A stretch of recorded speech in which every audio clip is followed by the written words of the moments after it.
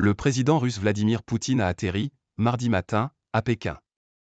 Mercredi, il rencontrera son homologue Xi Jinping à l'occasion d'un grand sommet multilatéral qui devrait être en partie éclipsé par l'actuel conflit entre Israël et le Hamas. Le président russe Vladimir Poutine effectue son premier déplacement dans une grande puissance mondiale depuis l'invasion de l'Ukraine en février 2022. Il est arrivé, mardi 17 octobre, à Pékin pour y rencontrer le lendemain son homologue chinois Xi Jinping, ont annoncé des agences de presse russes. Son avion a atterri peu avant 9h30, 1h30 GMT, dans la capitale chinoise. La Chine accueille jusqu'à mercredi les représentants de quelques 130 pays pour le Forum des Nouvelles Routes de la Soie, un événement diplomatique majeur qui devrait contribuer à renforcer sa stature internationale. Le 18 octobre 2023 à Pékin, en marge du 3e Forum international La Ceinture et la Route, auront lieu des discussions entre le président de la Fédération de Russie Vladimir Poutine et le président de la République populaire de Chine Xi Jinping, a annoncé Moscou. Les deux hommes discuteront de manière amicale et franche des problèmes urgents de la coopération pratique bilatérale et de l'ordre du jour international, a expliqué le conseiller diplomatique du Kremlin, Yuri Ushakov.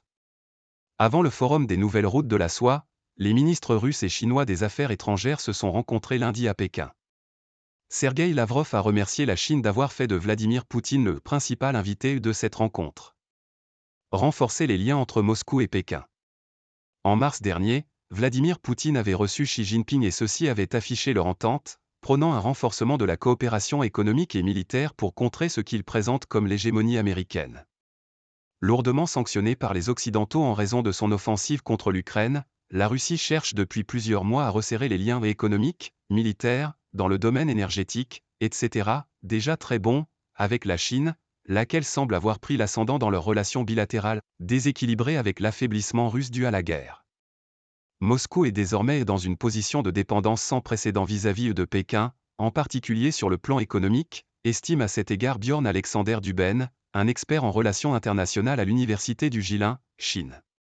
Y aura-t-il des surprises pendant la visite de Vladimir Poutine ? Peu d'experts s'attendent à des annonces majeures et elles devraient surtout être l'occasion pour Pékin d'afficher un soutien symbolique à Moscou. La Russie est consciente que la Chine ne souhaite pas signer d'accord à grand renfort de publicité, déclare à l'AFP Alexander Gabuev, le directeur du centre de réflexion Carnegie Russia Eurasia Center. C'est la Chine qui a toutes les cartes en main. Un sommet en partie éclipsé par la guerre entre Israël et le Hamas. Toutefois, les médias du monde entier auront leur attention fixée sur l'actuel conflit entre Israël et le Hamas.